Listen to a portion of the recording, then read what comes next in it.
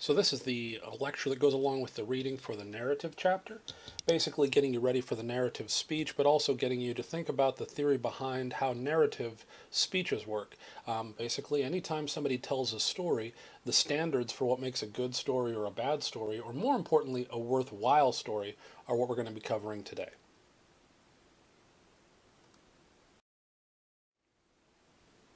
So first, what's the point? Why do we tell stories? One of the interesting things you'll notice about virtually every culture, especially cultures that go back thousands of years, is that they all had shared stories. In fact, many of them used those oral traditions to teach things to their youth.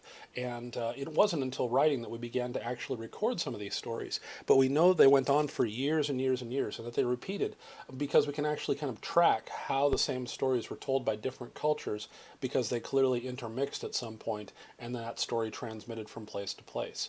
So, what are the main reasons we tell stories? One is we tell stories to be informative. You might have had, for example, an older relative or mom or dad who would tell you just stuff about the past, tell you about your own family, let you know about where your people came from, what kinds of things people in your family would do. And that's not just specifically cultural things. So, for example, like nationality or race, it could be something as simple as if your last name is Iverson, what does it mean to be an Iverson, right? Are we a hardworking people, or are we folks who tend to make a lot of mistakes but then learn from them, or do we always hang together, or whatever it is? Those stories teach you about the nature of the world around you, about the people you hang out with, about the kinds of things that are expected of you. And also, we can use stories to teach about history.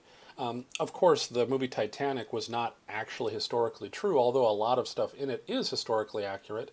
The primary storyline between Leonardo DiCaprio and Kate Winslet wasn't real. But I guarantee that there's a lot of people who now know a lot more about Titanic because of that movie. So telling that story was a nice framing mechanism for informing people about other things. Another great example of this is the Master and Commander series of books that the Russell Crowe movie was based on. If you simply read those books, you learn a lot about sailing and what life was like during the time of the British Navy. So stories can teach us about a world that we can't personally experience on our own. But of course, they can also be persuasive. Stories can tell us how to behave. Stories can tell us morals and lessons. In fact, I want you to really pay close attention to the reading in this particular unit because you're going to notice that what you've always called parables aren't parables. And that's something you should pay close attention to in your reading. That's all I'm going to give you now. Be sure to read it on your own. Here's an example of a persuasive story. Many of you might have heard many of the Aesop's fables, such as the fables about sour grapes and things like that. Here's one that a lot of people kind of lost track of until recently, and it's a story of the frog and the scorpion. The scorpion asks the frog to carry him across a river, but the frog says to the scorpion, quite wisely, that you'll sting me, and then we'll die. And then the scorpion says to the frog, well, why would I do that? If I did that, we would both die. So, no, I won't. And the frog listens, begins taking the scorpion across the river, and then the scorpion stings the frog. And as they both begin to drown, the frog says, why? And the scorpion says, it's in my nature. Basically, the story is about how some people or things or whatever are incapable of change, that they will always be the way that they are. Now, that might be part of the reason why this story isn't as well known, because it's not very optimistic. But here's a good example that might make you care a little bit more about that story. Ever wonder about that scorpion on the jacket of Ryan Gosling in Drive? That's a hint. That's what that entire movie is about. It's an entire movie about a character trying to learn whether or not he can actually be a good person, whether or not he can finally stop doing the things that he knows are wrong and instead do something better. So that's a persuasive story. It basically says that there is never a time at which we should give up hope, that there's always a chance that we could improve or be better. So that's persuasive. Finally, we might tell stories just because they're fun to tell stories. I'm a big fan of stand-up comedy, and my favorite stand-up comics aren't the ones who do one-liners. I mean, I love good wordplay and I love, good puns and stuff like that, but my favorite comedians are the ones who can tell incredibly long, detailed, ornate stories that are just hilarious wall to wall, where you almost don't want to stop having them talk because you just want the story to go on forever. So a lot of the movies that we watch tend to be more entertaining than they are informative or persuasive. Now, even though a movie like the Lego Movie did have a lesson to it, right? It had a very cool, persuasive message about following rules and finding your way of fitting in and things like that. But let's face it, the primary goal of that movie was just to be fun, and it did it. It did it very, very well. Now, notice that they overlap. In many times, you'll find that stories actually will do more than one job at the same time. So, for example, if you watch a TV series like The West Wing, which was set in the West Wing of the White House, in addition to being entertained, you might also be informed about how the White House operates, or you might be persuaded about certain goals and values. So there's always going to be a little bit of overlap. The key question I'll ever ask you is, what is the speaker's primary goal? Are you telling the story to teach us something? Then it's an inform. Are you telling us the story because you want to change our minds? That's persuasive. Or are you telling us the story just to have fun? Then it's an entertaining speech. Now, the reason I hit these three so hard is that it's actually something I'm going to come back to in a second. But beyond the book, I do have a question for you to kick around. Why do we like stories? Why do we always seek them out? You know, whenever you have free time, you're probably sitting down and pulling up Hulu or Netflix or, you know, the new current favorite thing of binge watching. Why do we enjoy them? Because they're neat, meaning that they tend to begin and end and have a clear conclusion, and we like that about stories. For example, if you're a fan of Law and Order, you can watch an episode and know when the bad guy gets caught exactly how many minutes are left in the show, and it just gives you a nice closure when you can hear a story like that. Stories also help us remember things. If you learn something in the context of a story, it's a little easier to remember later on. So stories are very powerful, and they're culturally interesting. So jumping ahead, as I mentioned, there are three primary purposes of regular public speaking, and they are to inform, to persuade, and entertain. So just as stories can be informative, persuasive, and entertaining, that's also the three major kinds of speeches we'll be looking at. So the two you'll do in this class are the inform and the persuade. For entertaining, we're going to sprinkle that in, but at no point will your speech ever be required to be entertaining all on its own. The main focus should be the other two. So when we look at theory, and this will come up again and again in the course, basically we're asking the question, why do the things work the way they do? The reason we ask that question is, if we know why things work, then we know how to improve them. We know how to make them better. If you know more about how your phone or your computer or car work, then those are all things that you can improve or fix. So the same thing is true of stories. We're going to try to help you spot exactly what works and what doesn't work in a story. First, there are artistic concerns. You know, telling a story is an art form. It's something that takes some practice and skill. So some of the concerns we look at here are, first, how much or how little do you tell us? This is the biggest problem for most storytellers. Either they don't give us enough information, so the conclusion doesn't make sense, or they give us way too much information and we start getting bored, or we begin focusing on the wrong things, stuff like that.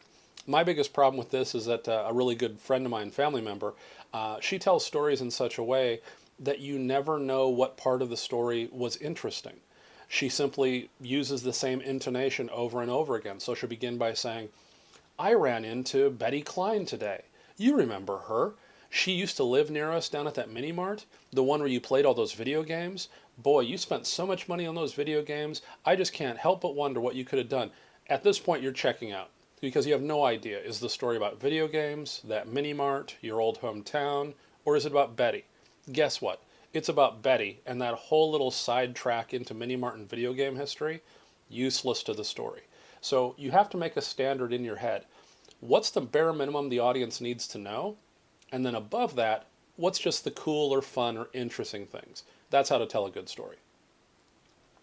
Another common problem, this is a big pet peeve of mine, is that if your story includes other people talking, that's really tricky because it's very hard to actually pretend to be another person. So it ends up devolving into saying things such as, and then he goes blah, blah, blah, blah, blah, and then I go yada, yada, yada. It's unlikely that's going to be very compelling in terms of a story. So the best way to do it is to simply paraphrase what the person said. And by all means, never do the voices. We all know that's not what the person sounds like, and we already know you don't like the person if it was a conflict story, so you don't need to do the weird nasally voices we do when we get grumpy with people. The best way to avoid dialogue is to only focus on the dialogue that absolutely has to be understood, and everything else you can paraphrase. Also, be aware of your language choices. A common problem when people tell stories when they're put on the spot is they'll speak too quickly. If you speak really quickly, then you're going to have trouble composing, meaning it's going to be tough for your brain to supply you with the perfect word at the perfect time, and you'll end up repeating yourself, gapping a little bit, maybe stammering. So slow down and pick some good words. That doesn't mean that every single sentence has to be a poetic phrase. It just means try to avoid repeating yourself and saying things like like, stuff, you know what I'm saying? Those are all things that tend to fill the speech. Instead, slow down. No one's ever going to get upset that you are speaking slowly but clearly. They're going to get more upset if you repeat yourself. Now there are also some cognitive concerns, meaning the actual ways in which the story works in the mind of the audience. There are two standards that we're going to teach in this class. If you go on to take advanced courses in comm theory, you'll learn there are actually more, but these are the two that apply to most stories. First is fidelity. Now that looks like truthfulness or faithfulness, and that's on the right track. The closest is actually the term that Stephen Colbert used, which was truthiness. What this means is that a story doesn't have to be literally true. Now, to be totally clear, if you are a journalist and you are saying that something happened and it didn't happen, that's bad. If you are a lawyer or a police officer or a politician and you say something happened that didn't happen, that's bad. We are talking only about storytelling here. It's common in stories to just alter them a little bit to make them more interesting, but you still have to stay true to what's possible, otherwise audiences will tend to check out on you. A great example of this was given by Stephen King, who said once, quote, "The art of storytelling isn't about telling us what happened, it's about telling us what would have been cool had it happened." That's the way he tends to tell stories. So when fidelity comes in, we're basically saying, does that sound like it could have happened? And if it does, then we play along with it. Anytime you've seen a movie or TV show and thought that the characters were acting stupidly just because the story demanded they did, you were experiencing fidelity issues. For example, the horror movie Cabin in the Woods actually talks about how often it is in horror movies that characters do things that don't make any sense, that no reasonable person would do. When that happens, fidelity is breaking down. The other is coherence. And this basically says, does the story hang together? So the good two words to remember for each of these are, for fidelity, does the story ring true? Does it sound like it could have happened? For coherence, does it hang together? Meaning, do the different parts of the story work well with the other parts of the story? Every now and then you'll hear part of the story and be okay with it, and another part of the story that's also interesting, but then when you think about those two parts together, problems start to come in. My favorite example of this is the one that's always bugged me ever since I was a little kid, and that was the ending of the movie Superman. Now, I know it's an old movie, and even though superhero movies are making a comeback, some of you might not have seen this, so I'll just really quickly tell the story. At the end of the movie, the bad guy fires two nuclear missiles in an effort to, do bad things. Superman only has time to stop one of them, so he goes and stops the one that's going to hurt more people because he made a promise, and he successfully stops that one missile. Now, the other missile hits, and as a result, many people die, including Lois Lane. He gets there just in time to find her, and she's dead. He gets really upset, flies up into the sky, and begins flying in circles around the planet until he turns back time. When he turns back time, he's then able to save the second missile from blowing up and save Lois Lane. And nobody knows the difference because he time traveled. You're already guessing what my problem is here. If he can travel through time, that means he never really has to work at anything.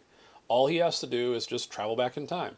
Bank gets robbed, travel back in time. Cat gets stuck in a tree, travel back in time. It's a big plot hole, so it's a problem with the story. So when you tell a story, if two parts of your story don't go together, the audience might say, whoa, foul, flag on the play, fix that part of the story. Another good example of this, of course, from Star Wars is that lightsabers are awesome, can cut through anything, and can block laser blasts and all kinds of stuff like that. Yet the only people who are in the shows who can use them are apparently the Jedis. That's the way it's always taught, is that the Jedis are the only ones who can use these swords, and therefore lightsabers are exclusive to them. But we do see Han Solo use a lightsaber at one point, so that particular story fails in terms of coherence. Still love the movies, it's just a hole in the story. Not to mention the hole that Luke should have gotten in his head right about there. Handed the most dangerous weapon in the galaxy and immediately pointed at your face. Luke wasn't the brightest way back then. Okay, that actually wraps it up, so it's actually a pretty small unit in terms of my lecture discussion. Those of you who already read the textbook are probably wondering, hey, there's a lot of stuff the textbook covered on narratives that you didn't. That's why we're having a quick behind-the-scenes discussion with Dr. Scott. Here's how you should study for my class, definitely, but honestly any class. Too many students make the mistake of relying on their preferred method of learning. So for example, if you prefer to read but don't engage in class discussions, you're still not getting the whole show. If you only show up to class without having read, you're also going to miss some stuff. So my standard is always this.